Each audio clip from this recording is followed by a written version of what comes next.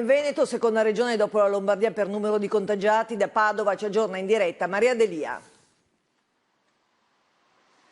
Sì, c'è una terza vittima in Veneto, un uomo di 67 anni di Mira, è deceduto all'ospedale di Padova, era affetto da coronavirus anche se è morto per un'emorragia cerebrale, quindi non viene conteggiato ufficialmente nel bilancio. Sono 273 i contagiati, 67 i ricoverati, 14 in terapia intensiva. Anche oggi e per tutta la settimana lezioni sospese in scuole e università, funzioni religiose sospese, poi la regola del droplet, della gocciolina di saliva, cioè si può entrare in musei, bar, negozi e ristoranti solo mantenendo una distanza di sicurezza di 1 metro. Gravissime le ripercussioni sull'economia, pioggia di disdette. Per quanto riguarda l'emergenza sanitaria, in Veneto non c'è, ci sono 500 posti letto per la terapia intensiva, ma si pensa di allargare e di crearne di nuovi, almeno una sessantina, proprio per andare in soccorso alle regioni che invece hanno bisogno, come Emilia Romagna e Lombardia. È tutto.